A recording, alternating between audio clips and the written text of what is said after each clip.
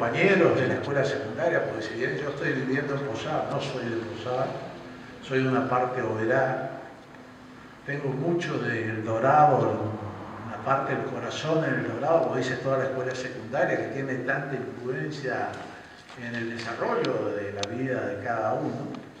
Y cuento, colaboraron mis ex compañeros que están presentes, Carlos Flores, Horacio Beñaldo, y va a venir dentro de un rato Virgilio Garay. Hay amigas como la negrita Toledano, la señora de Lúa, y bueno, y a todos los periodistas que fueron mis amigos, mi hermano, el flaco que colaboró con la invitación, así que realmente muy agradecido por todo. Y contarles, yo qué sé yo, si ustedes, por la profesión, estudié en la escuela secundaria, en la escuela de Ortega. Después voy a la universidad y hice 2 carreras, en principio casi simultáneas, que fue licenciatura en biología y agronomía. Terminé la carrera de ingeniería de agronomía y dejé, por cuestiones, digamos, de familia, dejé la parte de biología, pero siempre me quedó eso. Trabajaba en el laboratorio en la Facultad de Ciencias Exactas con el doctor Espuje, a quien le agradezco a él y al doctor Ahumada, que eran profesores de ecología y de botánica sistemática, la doctora. Y siempre me quedó ese tema de todo el desarrollo de la naturaleza. Pero nunca se me ocurrió que yo podía terminar escribiendo un libro. Y el primer libro lo escribí en el 2005, lo publiqué. Y hice 5 años de investigación, y es el libro Cosecha y Justicia. Y a partir de ahí empecé. Escribí Sabor Amargo, una novela, con el fondo de la historia de la yerba. Después que escribí Destino Incierto, que trata todo el tema, una novela muy interesante que trata lo bueno y lo malo de la adopción, ¿no? En forma de novela. Y es un libro bastante conmovedor, que un poco nos mueve también a un tema que está sin solución y que legalmente encontramos un camino que facilite a aquellas personas de buena voluntad que deciden ser madres. Y hay tantos chicos que por ahí necesitan buscar justamente una madre o un padre. Y con todas las dificultades que se mezclan, los intereses económicos, etcétera, etcétera, que realmente torna esto muchas veces una situación dramática. Después del libro Destino Incierto escribí una novela que me gustó mucho también hacerla porque me basé en un hecho histórico, que es el movimiento de exiliados paraguayos, que se llamaba 14 de mayo, y que invadieron a Paraguay en determinado momento con toda la pasión de la juventud, esa pasión que destaca a los paraguayos, con el objeto de derrocar al gobierno de Stroessner, y obviamente que fueron vencidos, los que no fueron muertos ahí en la invasión, otros ni llegaron a embarcarse, y los que algunos, a un grupo de ellos, los capturaron, los torturaron, los llevaron a la prisión de Tacumbú, después de estar mucho tiempo ahí, de ser torturados, los llevaron a una isla sobre el río Paraguay. Y bueno, ahí terminan, que después se terminan escapando, que eso todo es un hecho verídico y que yo lo transformé y le puse la ficción necesaria para transformarla en una novela que es realmente interesante y que tiene datos que son de la realidad. Pero mientras iba escribiendo todas estas novelas, siempre, y hace muchos años, empecé a acumular materiales sobre lo que tenga que ver con la selva misionera. Todo lo que leía, libros de aves, libros de lianas, palmeras, epífitas, todo lo que fuese de hongos, de musgo, de líquenes. Empecé a juntar materiales durante mucho tiempo y me puse a escribir. Mire que junté muchos materiales y realmente no alcanzaba. No solamente no alcanzaba la bibliografía a la que yo recurrí, sino que no alcanzaba mi mente a captar todo lo que significa la selva de Misiones, esa inmensidad que tiene una armonía tan perfecta que funciona millones de organismos vivos con un equilibrio tan perfecto que uno dice, si esto es Dios, esto es tan perfecto que esto es Dios. Porque aparte del respeto que existe entre cada especie, no se ve ningún otro espacio. Viven en conflicto permanente, en un equilibrio tan delicado, y es tan extraordinario porque hasta la muerte significa vida dentro de la selva. Nadie mata más de lo que necesita. Y lo que se muere accidentalmente se incorpora o para que viva otra especie de animal, de sangre caliente, de reptiles, lo que fuese, o se transforma en abono para los vegetales. Ahora, hacer todo, cuando yo me di cuenta, dije, describir toda la selva se necesita varias vidas. Entonces, yo dije, bueno, tengo que hacer algo que trate de ser entretenido para las personas que van a leer. Entonces creé una familia de tucanos, Tuca y Tuco, que son los padres tucanos, y que tienen dos pichones, Tuki y Pico. Con eso empieza la novela. Empieza la novela porque está un tucano que viene desesperado, agotado, se nota que tiene un pedazo de un animal de pichón de boyero cacique, que los tucanos predan mucho al boyero cacique en su pico, y que vuelve agotado y que se sienta cerca del árbol donde está el hueco, donde está sumido, y nadie le atiende, y él está desesperado, está muy retrasado, y sabe que el carácter de su señora, con el carácter que tiene su señora tucana, iba a recibir una reprimenda, hasta que sale Tuco, Tuca, la señora tucana sale afuera, le ve a Tuco y le dice, por fin llegas, patillada. No sé, Tuco le explica, no, yo vine tuve que dar un rodeo, había unas áreas rapaces que tuve que dar un rodeo para poder llegar a tiempo y por eso me atrasé. Entonces, bueno, está bien, ya llegaste, tranquilo. Dice, yo estaba preocupado porque son tan chiquitos, recién nacieron, y ellos tenían hambre. Y dice, yo que quería salir, pues no me animaba a dejarlos solos. Dice. Y ellos son tan hermosos, dice Tuca, son tan hermosos. Y Tuco, siendo muy sincero, le dice, son mis primeros hijos, le dice, mis primeros pichones. Los amo, dice. Estoy entusiasmado, todo, pero realmente son muy horribles, dice. Son feos, dice, nacen sin pluma, los ojos saltones, cerrados, todo rojo, colorado. Ay, vos sos un mal padre, anda a buscar más alimento, le he dicho. Bueno, cuando sale afuera, va a buscar y sabe que va a recibir la burla, trae fruta de ingá y un timbó enorme que está dentro de la selva, remedando e imitando la voz de Tuca, le dice, apurate Tuca, porque si no traes el alimento a tiempo vas a dormir afuera, y empieza todos los árboles a burlarse de Tuco.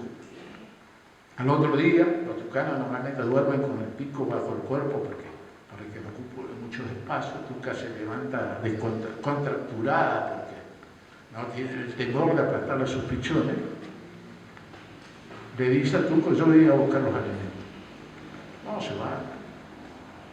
Y tardaba hasta que Tuco ve, y cuando ya en la manera de volar de Tuca se da cuenta que algo había sucedido, llega Tuco y no trae ningún pichón, que es la proteína necesaria que necesitan para crecer, y trae otra fruta. Y él dice, no me vas a preguntar nada, le dice, no, le dice, pero no me vas a preguntar nada. No, Tuco quería evitar cualquier tipo de discusión con su pareja. No pude, le dice. ¿Qué es lo que no pudiste? Le dice. No pude, dice. Yo yo vi, se movían, se fui, estaban los nidos de los boyeros sobre las hojas de pindón, torcían las hojas de pindón, se movían los nidos, les sentía, y cuando entré y los vi, no pude. Yo le diría a mis pichones, a Tuki, a Pico, que le podrían estar haciendo lo mismo. Entonces Tuco le dice, pero Tuca le dice, esto no es una cuestión de afecto, ni de amor, ni de maldad. Estas son las reglas de la naturaleza. Si la naturaleza estipuló que nosotros, los tucanes, tenemos que alimentarnos a los boyeros caciques porque somos parte de la regulación de la población de los boyeros caciques. Si nosotros no cumplimos esta regla, va a haber una superpoblación de boyeros caciques que rompe el equilibrio. Nosotros empecemos a romper el equilibrio de la selva, esto va a desaparecer. Entonces, cuesta o no cuesta, le dice, hay que cumplir con las reglas. Le dice, no puede ser, le dice, un tigre, un yaguareté, cuando come un venado, no lo hace por maldad, es para alimentarse. No mata 5 o 6 venados y deja, alimenta a uno. Y todos los animales son así. Bueno, esto más o menos, el principio de eso, de este capítulo, que es el capítulo 1, sintetiza un poco todo lo que es, porque van hablando los tucanes con las distintas especies, de todo tipo, y hablan, todo cobran sentimiento, se humanizan,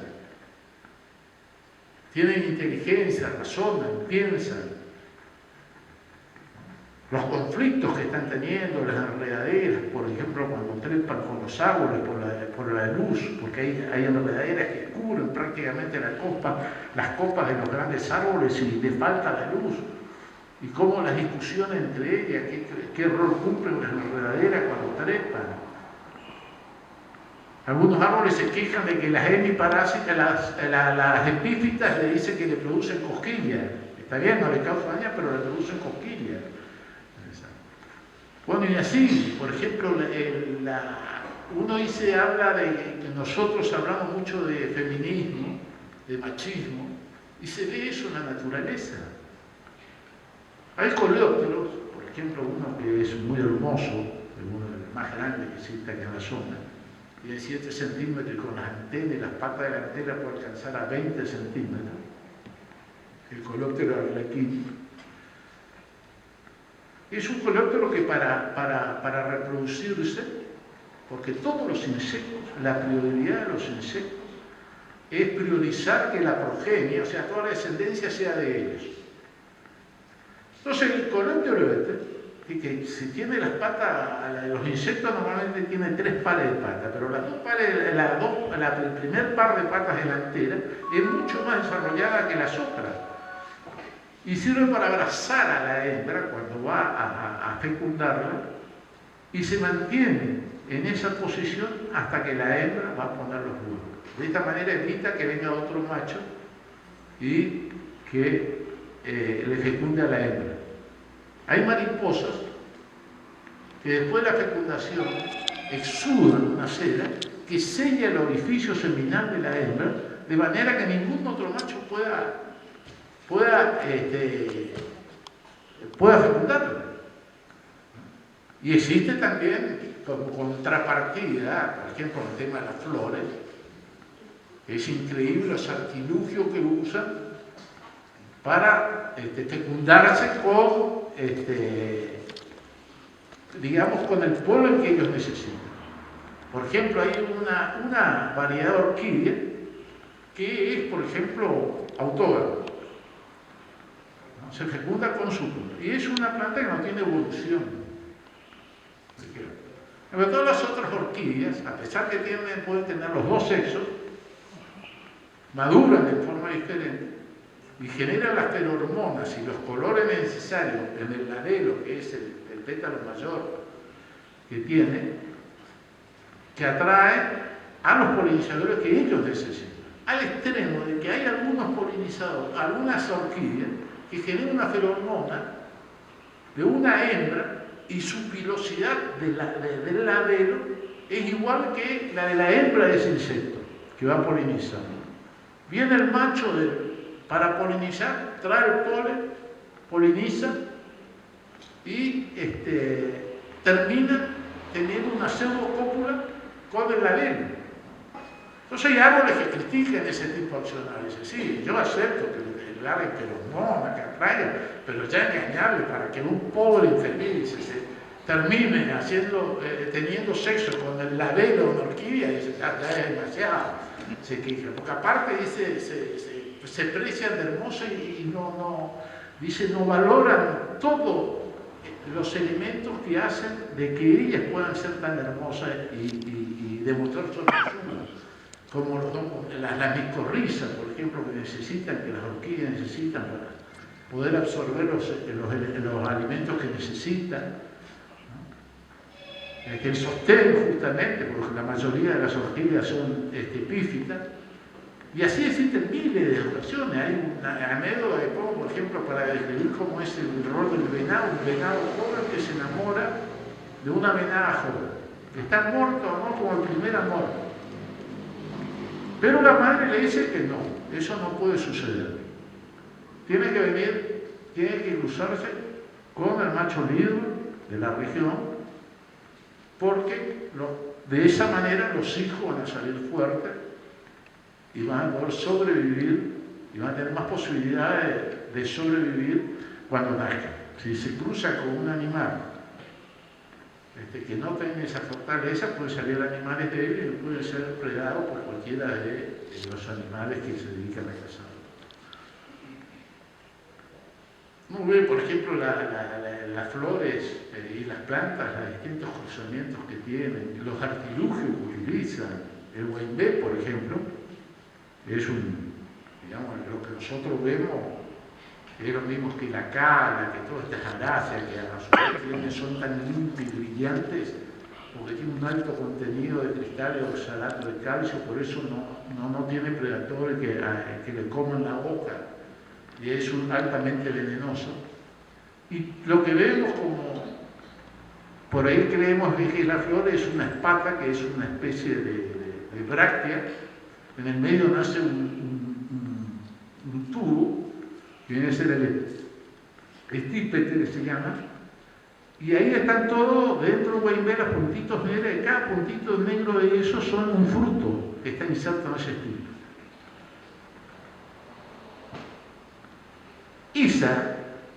El huaymbé, para que vengan los lepteros, las moscas, mosquitos que tienen que fecundar, eleva la temperatura de ese estípite que sostiene toda, es una infrutescencia, tiene toda la cantidad de fruto, eleva, genera un olor a excremento o materia orgánica en putrefacción, de manera que vienen las moscas, mosquitos, se meten debajo, traen los polen de otra planta, y cuando entran por debajo del estípite, ahí se forman unos pelos que tienen unas fibras que tiene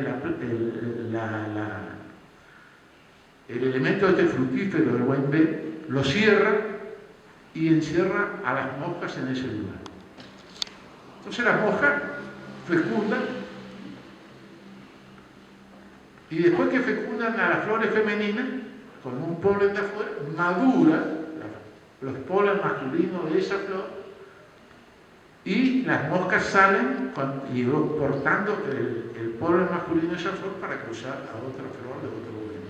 Entonces van produciendo un cruzamiento, lo que hace que sea más diversa y con mayores posibilidades de evolución de la planta. Pasa con el ficus, famoso, la garrapalo, una planta antiquísima, que estaba ya en la época, aquí en 1500, 500 antes de Cristo, y ya están los cantos por ejemplo, de la época védica, donde estaban los libros sagrados, las Vedas, el Hinduario de la India.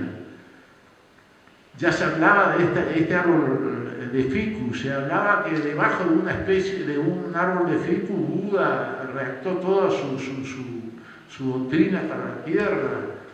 Bueno, tiene una historia muy grande y muy antiquísima, son muchas variedades de ficus. A este pertenece la mora, a esta familia la mora y el higo común, larga la semilla, o sea, llega el viento, un insecto y deposita la semilla en un lugar donde haya humedad, en un tronco de un árbol, en la corteza, donde haya un poco de materia orgánica, germina y ahí va desarrollando una plantita y a partir de ahí empieza a desarrollar sus raíces hasta que abraza a un árbol huésped. En este caso yo lo escribo al incienso como el que le está abrazando el ficus. Y le va estrangulando. Con el tiempo lo termina matando, pero antes de eso, para que el ficus viva y se reproduzca, tiene una mosca, una avispita, Blastophoga del género, cada una, que en este caso tienen 3 flores. Una flor fértil femenina, una flor infértil y una flor masculina. Y esta mosquita diminuta, vieron ustedes que incluso hay unas plantas que son ornamentales que tienen una especie de higo sobre el tronco. Bueno, eso se llama sícono y dentro de ellos sobre como ese higo, sobre la cáscara de ese sícono, la parte interior, nacen las frutas verdaderamente del higo o del ficus. Bueno, ahí nace, sale la avispa Blastophoga que cuando entra por un orificio que tiene cerca de la tesis, y es muy justo el edificio que ella entra sin alas, sin patas, pero de las patas apenas llega, trae polen, porque viene de otra flor, de otro ciclo, no quiero decir, y deja el polen en la flor femenina fértil, deja el polen sí, en la flor femenina fértil y pone los huevos que había sido fecundado en la flor estéril, que sirve de alimento cuando nacen las larvas de esta avispita. Cuando nacen las larvas, ella se va alimentando, cuando llega a la etapa adulto, el macho le fecunda a la hembra, muere después de la fecundación y la avispa sale para hacer el mismo proceso repetido.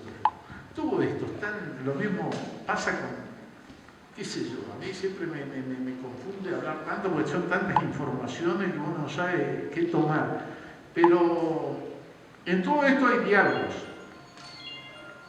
de tuco y fundamentalmente de pico y tuco, donde se mantiene una disputa entre los hermanos que la que va regulando esa disputa es la madre tuca, porque Tuki es muy feminista y defiende las actitudes machistas de los animales, y Tuco cuando se entera, por ejemplo, de que en el caso de la mantodea, la mantis religiosa, por ejemplo, es una que practica el canibalismo sexual, ¿no? Y donde hay dentro del libro todo un desarrollo de enamoramiento de normalmente el macho de la mantis religiosa es menor que la hembra.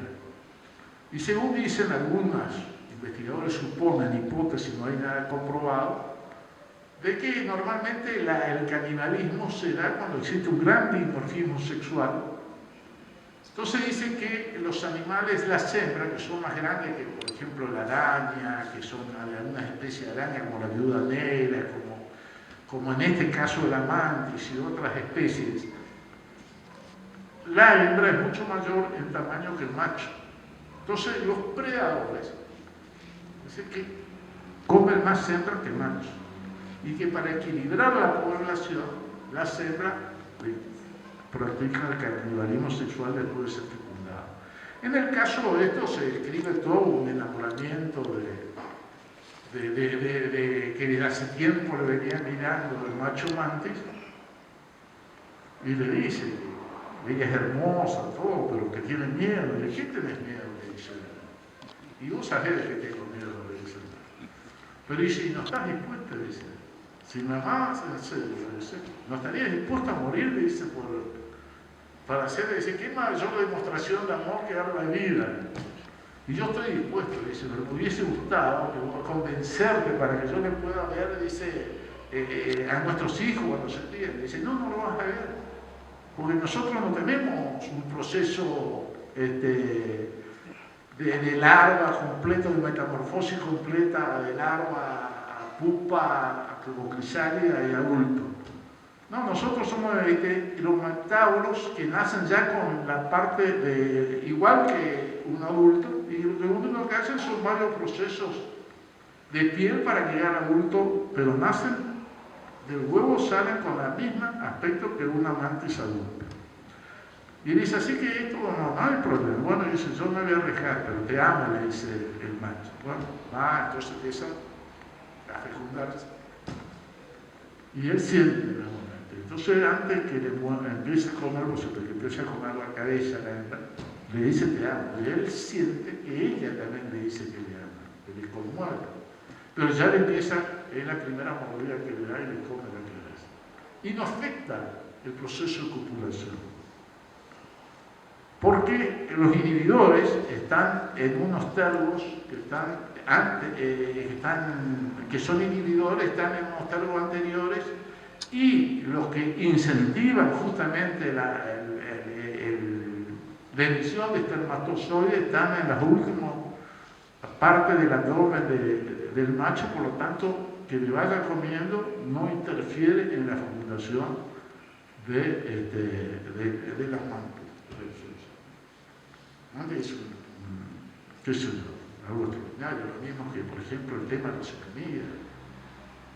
Si uno empieza a ver esa comunidad, cómo se desarrolla, la organización que tiene, imagínense, las hormigas en los bosques tropicales y subtropicales movilizan el 17% consumo de la materia vegetal.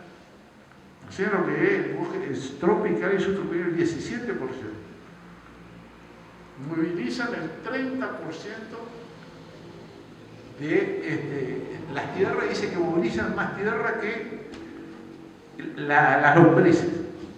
Y decía un hombre de que si la tierra desaparece en los humanos,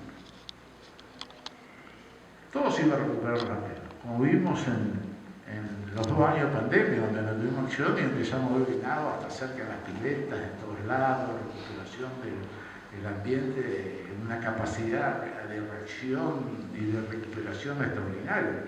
Pero dice, pero si desaparecen las hormigas, es probable que desaparezca el mundo. Bueno, también las hormigas, las formicidades, un tipo de hormiga, larga 1 millón que se defiende pulverizando ácido fórmico. Ellos lanzan 1 millón de toneladas de ácido fórmico por año a la atmósfera. La capacidad de movilización que tiene, bueno, y el desarrollo, la convivencia es algo extraordinario. ¿Qué sé yo? La familia Tucano van recorriendo. Ellos estaban en la zona de Iguazú, recorren hacia la zona centro y quieren conocer la famosa Araucaria angustifolia y vuelan hacia el este. Ellos se separan de la forma de vida de los tucanes y bueno, todos conocen todas las especies que yo considero importantes, y en el medio, al principio de la novela, cuando ellos conocen, por ejemplo, a las maricos, viven en simbiosis con un tipo de hormiga azteca del género de hormiga, y pueden hablar con un cuervo, un jote, y le preguntan, dice, ¿qué hay más allá? Dice, todo por ¿qué hay? Ustedes que vuelan tan alto, ¿qué hay más allá? Yo no sé, lo que yo puedo ver, dice, es todo el monte. Pero y más para allá que hay. Pero yo hablamos con géneros nuestros, dice el jote. Y para allá hay otro tipo de montes, hay nogotes de montes más abajo, con pastura. Y más allá, dice, y nosotros queremos conocerle, dice Tuca. Dice, sí, sería interesante, pero nuestra especie y las otras especies tienen miedo. ¿Por qué tienen miedo? Dice. Y porque están avanzando y están destruyendo todo. ¿Quiénes avanzan? Y a nosotros nos dice que es el infierno. ¿Por qué es el infierno? Y son unos hombres que vienen y están tumbando todo, con el fútbol van arrasando todo. Dice. Y bueno, dice, a ustedes, animales que son tan vistosos, lo van a cazar, lo van a meter dentro de una jaula, tienen capacidad de matar a lo lejos, algunos matan por diversión, otros por necesidad, tumban los árboles, los cortan para hacer corrales, viviendas, otros los queman, la mayoría. Lo mismo le dicen las golondrinas, que hacen algunos hasta 14.000 kilómetros, otras hacen 6.000 kilómetros, que vienen del hemisferio norte, y cada vez son menos. Entonces, cuando hablo con los tucanes, me preguntan, ¿por qué cada vez son menos? Y sí, porque nosotros que venimos, cada vez hay más del monte. Y cuando comemos insectos, algunos están menos moribundos o lerdos, los comemos, algunos morimos por los agroquímicos que están utilizando en los cultivos, la gente que está avanzando. Y dice, o nuestros huevos salen con pichones deformes, ante una reproducción normal, y cada año van avanzando más, y nosotros cada vez somos menos. La golondrina también es muy curioso, porque ellos vuelven durante 15 años al mismo nido. Entonces, con todos ellos van conversando, incluso van y hablan con los guaraníes en vida. Y ahí le hablan, y los guaraníes dicen que ellos conocen al blanco, que ya había antes, que incluso les encerraban en una casa de piedra porque dice que le iban a salvar de gente que venía del otro lado para esclavizarlos, pero que dice que morían en cantidad por las enfermedades y que le hacían trabajar también para comercializar los productos que necesitaban, y que los envías justamente le llamaban los monteses porque no se prestaban y se escapaban y no se prestaban a vivir en reducción. Pero les cuenta cómo es la historia y cómo es la espiritualidad de los enviados, con Ñamandú como el dios principal y después los otros dioses secundarios como Tupá, Yaracatiá y el otro Caraí. Y le dicen que ellos también vivían en una tierra vieja y que al ser tan transgresores de todas las leyes de sus dioses, hubo también una gran inundación y que todos desaparecieron. Y que vinieron a esta tierra nueva, que es la que estaban viviendo, y que en esa tierra nueva, por ejemplo, los picaflores, el lapacho, el cedro, eran guerreros o de la otra tierra vieja. Y que el sueño de ellos era entrar a la tierra sin mal, y que lo podían hacer en vida si llevaban una vida perfecta, sin transgredir mucho las leyes que Dios le daba, podían entrar en vida a la tierra sin mal. Yo creo que de lo contrario tenían que tener una vida muy digamos, que responda a los requisitos de sus dioses, y que de esa manera podían entrar después del pueblo. Entonces ellos creen, los tucanes, que ya empiezan a tener miedo y a conectar con muchas especies, de que el fuego está llegando, el infierno está llegando, comentan de que lo que a ellos les falta son dioses, un dios. Porque los enviados dijeron que a ellos les tenían sus dioses que se llamaban sacerdotes, que tenían, pero eran muy más poderosos que los dioses de los guaraníes. Entonces dicen, tenemos que buscar dioses. Dicen, nosotros creíamos que la naturaleza era el Dios y el que regía nuestra vida. Las leyes de la naturaleza era lo que regía nuestra vida. Bueno, el tema es que siguen hasta el este, llegan a la Araucaria, ahí existen, conocen, que es una transición entre el bosque nuestro y lo que es la continuación de la meseta, el planalto de Brasil. Y bueno, terminan a la novela, obviamente, que como dicen, pero siempre queda una esperanza. El fuego llega, pero queda un remanente, y ahí es donde Pico y Tuki convocan a todos, o se sienten convocados para trabajar para salvar la selva remanente. Cosa que, a pesar de los esfuerzos de mucha gente, creo que no lo estamos cumpliendo completamente. Yo creo qué sé yo. Yo fui ingeniero agrónomo, trabajé como ingeniero agrónomo y fui responsable de la destrucción de la selva. Yo hice cultivos, yo tomé monte para hacer cultivos y para reforestar. carne. Yo comí carne en monte. Era natural, parecía esas cosas. ¿Qué sería la carne?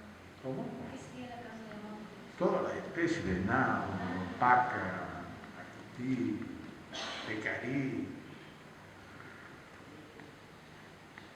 Y ahora uno se da cuenta de que quizás lo que yo hice con este libro, lo pudo hacer solamente por la tarea que han hecho los investigadores. La gente que se dedica a la ciencia, a investigar, a trabajar, son los que verdaderamente tienen mérito. Y yo cuando voy a una librería, por ejemplo, buenas librerías como existen en Posada o en cualquier otra parte del país, a veces da bronca de que los libros, porque yo por ejemplo que busqué libros de investigaciones sobre la selva, sobre distintas especies, etcétera, etcétera, uno tiene que ser algo especializado o pedir o conseguir. Yo tuve la suerte de una librería en Corrientes que se dedica mucho a la parte de atender a la Facultad de Agronomía y de Ciencia Exacta, a la parte de Biología, que me pedía los libros. Por ejemplo, había libros que yo tenía que antes, que no tuve más, de Parodi, que ahora escribe Millán, diccionarios, etcétera, etcétera, que fui buscando que ella me conseguía. Ahora uno para encontrar un bestseller, y cuánta literatura que son necesarias, porque el entretenimiento es fundamental. Pero no tienen que estar tan escondidos los libros que se dedican a la ciencia y a la investigación. Nosotros no vamos a cambiar sino educando. Acá hubo, y está uno de los hijos de quien fue autor de la ley. ¿Cómo era la ley de bosque original, Juan Pablo? 500. 851. Esa ley de bosque era extraordinaria. Era extraordinaria, tenían. Ahora, ¿qué nos faltó? Nos faltó hacer cumplir la ley. Yo dije, tanta represión ponemos en todas las leyes, no cumplimos ninguna. Yo digo, ¿por qué no premiamos a los que cumplen con la conservación? Cambiemos un poco, también es una autocrítica. Yo fui político también y tengo mucho que ver con estas cosas que pasan. No puedo eludir la responsabilidad, ni como ingeniero agrónomo, ni como político. Pero me parece que llegó la hora de que probemos otro sistema. Yo me acuerdo cuando entré en el 83 como diputado provincial, los bosques que había, me acuerdo dónde estaban los bosques porque fuimos para censar a la gente y mensurar las tierras que están ocupando los colonos para tratar de conservar el resto, pero no fue después de unos años y estaba todo completamente desmontado y cruzado y no hay forma de frenar. Y yo no sé si lo que estamos haciendo es suficiente para conservarlo. Todavía vemos mucho a gente y leemos de que hay camiones de madera de bosque nativo, que sin guía, sin nada. No sé si por ahí no hay que tomar alguna medida extrema, no sé, no puedo decir. Pero creo que hay que contemplar algunas cosas que me parecen bien. Bueno, yo no quiero seguir porque si no, va a ser largo. Quiero que Mariela haga sus dibujos, que son hermosos. Bueno, buenas noches. La verdad que es un privilegio enorme haber podido ilustrar este libro. Yo hice los dibujos, más de 80 imágenes, que como dice Eduardo, tuve que dedicarme a investigar un poco sobre algunas especies en imágenes, porque no las tenía en vivo y en directo. Soy apasionada de nuestra provincia en cuanto a posibilidades de forma y colores, porque verdaderamente vivimos en un paraíso que nos da millones de posibilidades de combinar entre la forma, los colores y en esa maravilla del paisaje que tenemos en flora y en fauna. Y bueno, para empezar, digamos, con la tarea, Eduardo fue enviándome poco a poco, a medida que iba armando la publicación, el escrito, está invitándome a ilustrar, enviándome los apuntes que iba haciendo, y así fue como empecé, ¿no? Por eso también tuve la posibilidad de hacer tanta cantidad de imágenes. Tuve que por ejemplo, bueno, observar los hongos de los troncos, que son diferentes a los hongos que hay en las hojas, o los hongos que crecen después de una lluvia, o los hongos que habitualmente están dispersos en un ecosistema, en un arroyo. Entonces, esas situaciones me llevaron a hacer registros fotográficos, además observaciones muy minuciosas en el caso de los colibríes o de algunas especies. Fui conociendo, porque el libro tiene una cosa que es maravillosa de poder quedarnos en la lectura solo con la novela, que es una novela, o ir al pie de página y ahí está toda la parte científica del libro, más allá de todo lo que tiene al final, con los datos que amplían esos pie de página con la veracidad científica de esa especie a la que él hace referencia en cada uno de los capítulos. Y eso también hizo a que yo, bueno, aprendiera bastante de nuestro ecosistema, de nuestra flora y fauna. Y siempre digo que, como él insiste en que no hacemos lo suficiente para conservar lo que tenemos, yo creo que hay un desconocimiento muy grande de lo que nosotros tenemos dentro de esta flora y fauna. Por eso también es que no lo sabemos cuidar. Una de las cosas que me parece que está, digamos, en nosotros es que a través de la imagen a los jóvenes, a los niños, se les enseña. Porque muchas de las especies que están en extinción o que están en peligro de extinción, directamente no se conoce que existen y cuál es el rol que cumplen, ¿no? O la maravilla que hay en variedad de pájaros o de mariposas dentro de la provincia. Y digo, si no la conocemos, difícilmente la aprendamos a cuidar. Entonces es como un desafío también poder transmitir, digamos, esto que tenemos a partir de las imágenes. Yo la verdad que empecé con esto en dibujo, pero es como que continúo con otras cosas en colores para que también, digamos, a futuro, como un compromiso y una responsabilidad que me cabe a partir de lo que aprendí con este libro, ¿no? Así que bueno, es el agradecimiento a Eduardo primero de poder darme este privilegio y esta oportunidad, y después de ponerme una meta a futuro en lo que resta, como para también hacer mea culpa de qué hago yo o para que esto cambie inmediatamente, ¿no? Así que bueno, están las imágenes ahí, no están los 80 dibujos, hay algunas remeras que se hicieron con impresiones, porque bueno, fue parte, digamos, de todo este proceso, y cuando empezamos dijimos, bueno, ¿por qué no hacerlo? Y que también se visibilice en otra forma, que no sea solamente la lámina. Y bueno, ya hay algunas cuestiones a futuro con proyecciones que surgieron como consecuencia de este trabajo. Bien, como podrán haber evaluado, el resultado final es un socorro, el desesperado grito de la selva, una obra que conjuga lo literario con lo científico.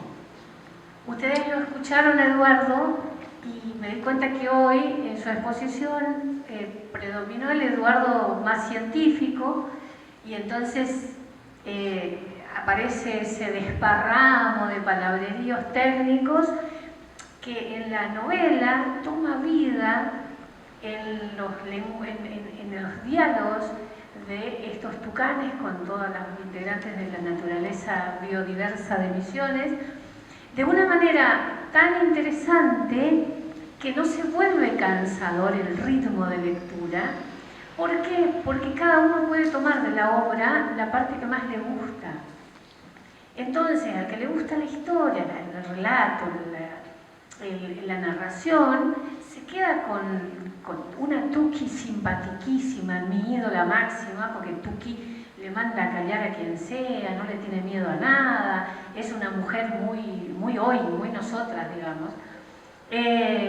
Y entonces al autor yo le decía, yo soy fanática de Tuki, por eso, por lo que transmite. Entonces las mujeres, un gran sector de los jóvenes podrán identificarse con Tuki. Ya Pico es un poco más tímido, es un poco más, pero no deja de tener esa impronta masculinizada, digamos. Y además está decir que Tuca es también una mujer difícil, indomable, una mujer. representa. En literatura la personificación es dotar de características humanas a los animales, a las plantas, a las cosas. Bueno, lo que se da acá es una especie de personificación, porque en realidad hay algunas características del ser humano que parece repetirse. Pero si uno va al pie de página o al final, a las notas del final, uno se da cuenta que en realidad son características del animal. ¿Por qué? Porque cuando se describe la forma de actuar de ese animal en ese contexto geográfico, es eso.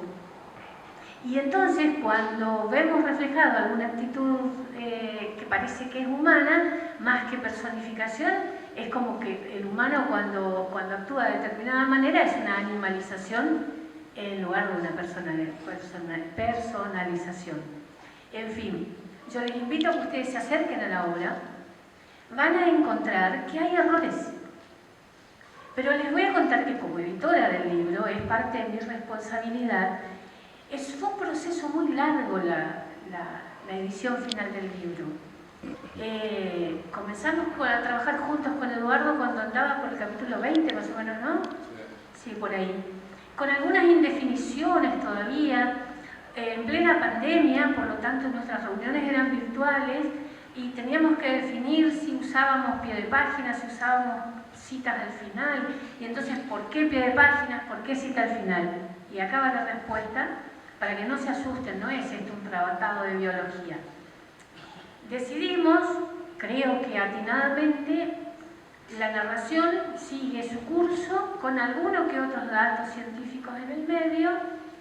Las notas al pie de página incorporan información aclaratoria sobre algunas cosas que se van diciendo. Sobre la fisiología. Claro, sobre la fisiología, me acota el autor que es especialista.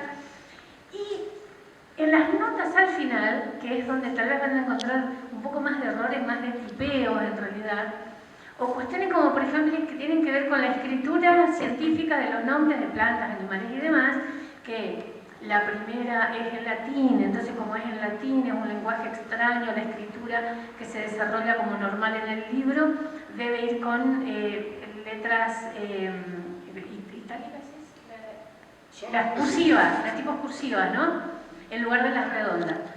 Y en las cuales la etimología requiere, obliga que se escriba la primera letra con mayúscula y la segunda con minúscula. Entonces hay algunas que tienen mayúsculas las dos, una tiene... El género es con mayúscula y la especie con... Exacto, el género es con mayúscula. Y bueno, de ese tipo de errores, por ahí hay algunos otros, ¿por qué? Entre el autor y yo nos mandamos 955.000 veces y nos reenviamos el archivo de un libro de 25 capítulos. Después, con la editorial, se manejaba el autor directamente y yo también después. Iba, venía y venía en un proceso que nos llevó casi un año, ¿no? Sí, casi un año, al cabo del cual, bueno, se decidió imprimir, porque también dependemos de los tiempos de la editorial, y salieron con algunos errores que ustedes van a encontrar, por lo tanto la obra no está perfecta en ese sentido. Pero hecha la aclaración, les cuento que todos los libros que ustedes ven están a la venta. Así que ustedes, después de las preguntas que quieren hacerle al autor, pueden adquirir tanto la obra que nos ocupa, que es Socorro, o las otras obras del autor. También pueden comprar las ilustraciones de Mariela, que son capítulo aparte, no le dediqué un parrafito nada más. La conjunción entre lo que Mariela captó del texto, porque tuvo que masticarse bien todos los 25 capítulos para adentrarse en ese mundo y reflejar en su diseño lo que el autor estaba diciendo. Ellos son primos. Entonces medio que se conocen con maña y todo, y se adivinan un poco más, y entonces sale un poco mejor también, a partir de ese conocimiento mutuo que existe entre ellos. Y entonces vale la pena adquirir esas ilustraciones. Como remeras, ¿no te quedan? Quedan algunas remeras espectaculares que son con diseños típicos de la obra y de Misiones. Así que los voy a invitar a que después pasen y piden y quédense con con su libro o con su ilustración. Ahora sí, abrimos la etapa. Les pido que el que desee preguntarle algo al autor, por favor, se va a tener que acercar porque no tenemos un micrófono más largo. Primero, ¿qué tal si le dedicamos un aplauso a don Eduardo?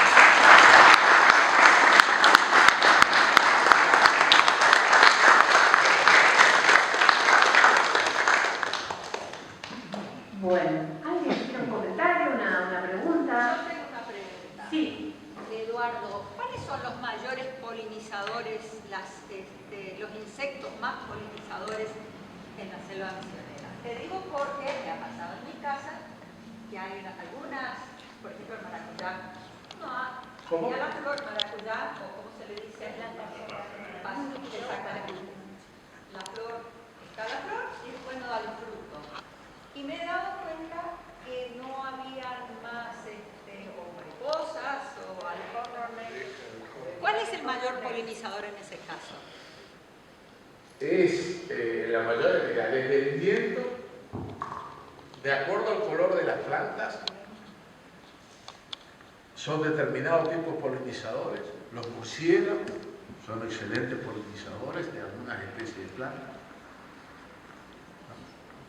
Y tiene mucho que ver las aves, colibrí, todas las aves que se dedican que son noctívoras, son polinizadores. Las abejas, avispas, todos los insectos normalmente cumplen alguna función, salvo que sean saprófitos, que sean carnívoros. Por ejemplo, la abeja es una excelente polinizadora, pero no es una especie nativa de la selva misionera. La abeja se introdujo a América en el año 1600 y algo, y bueno, ahí se empezó a reproducir y cumple una gran función. Nuestras que son grandes polinizadoras son las meliponas. Ya pedí, son 6 especies de meliponas que producen son las abejas nativas de la selva misionera y que no tienen aguijones, tienen un aguijón vestigial. Y son muy curiosas, son grandes polinizadores.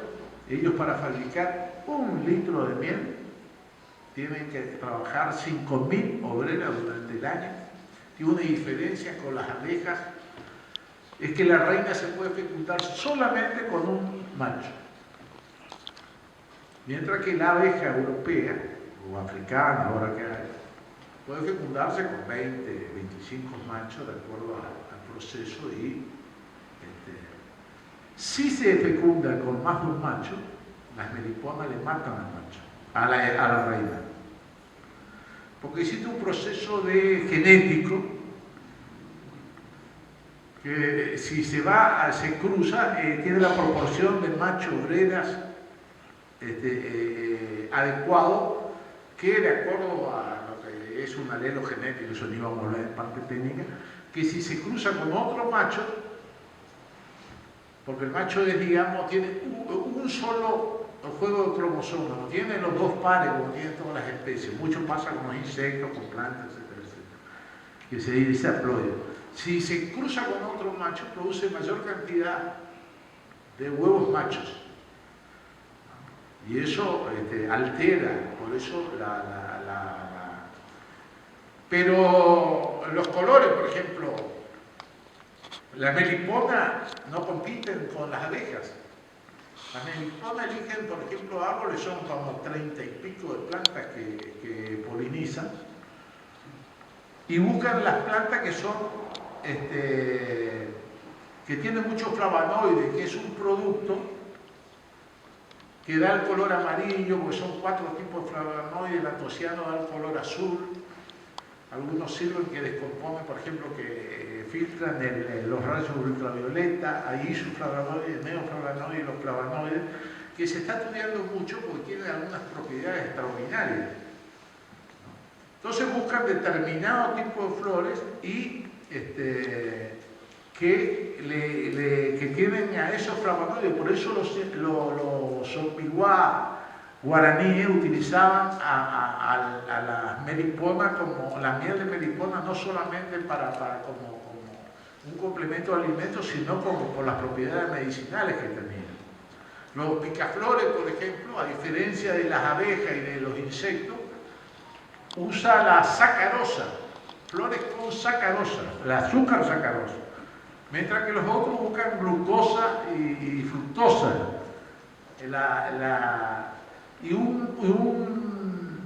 Acá hay 13, 14 especies diferentes de picaflores que se adecuan a determinar cómo son su pico, que es un pico que no lo pueden abrir si no forma un tubo, y la lengua forma un tubo, que es que cuando inyecta el pico, algunos son torcidos de acuerdo al tipo de flor, muy largo de acuerdo al tipo de la corola que tiene para que entre donde están entonces ellos forman con la lengua, hacen una especie de tubo con su pico y chupan, por eso no cantan, no tiene un canto, un chiflido los picaflores.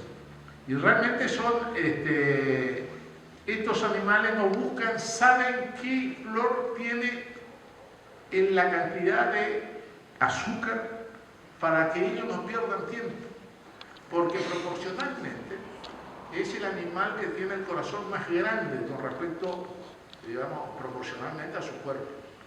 Tiene 400 a 500 latidos por minuto el picaflor. Y tiene uno de los cerebros proporcionalmente también más grande. Se cree que es para repetir las rutas que hace para ir a recoger los picaflores. Pasan.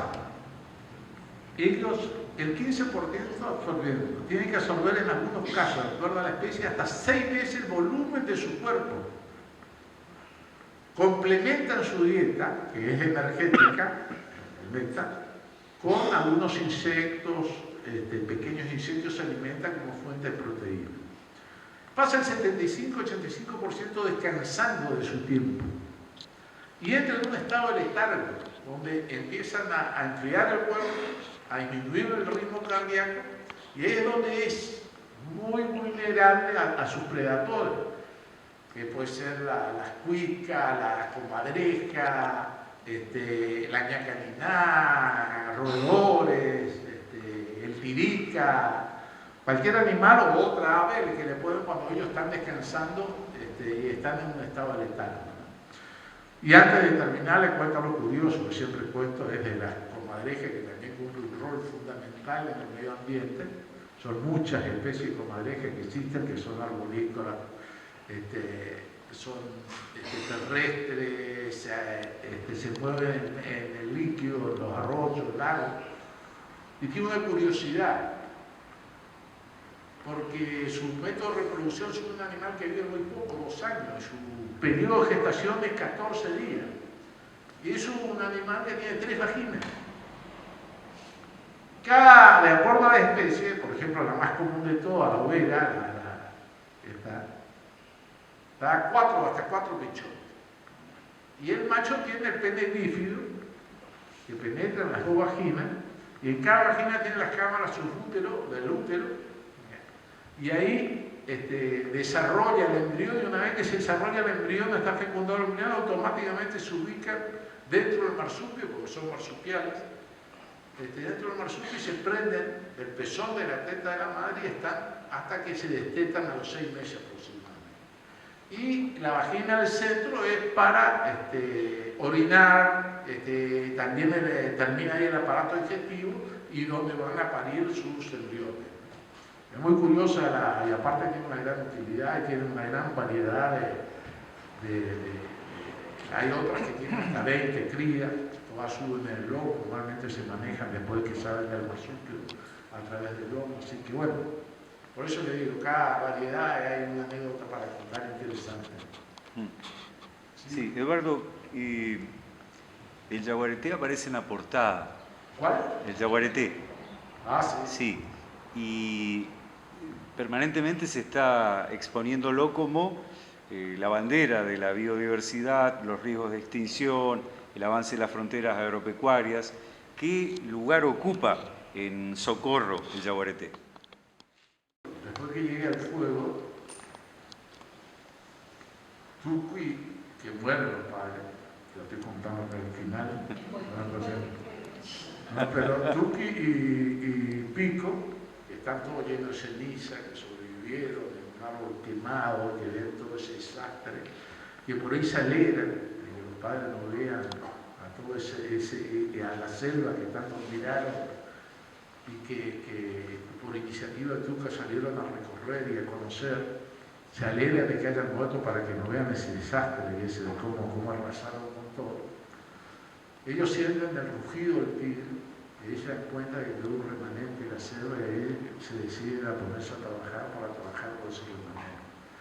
Pero, por ejemplo, el tigre tiene la curiosidad que tiene una bacteria en común con, por ejemplo, la jutí,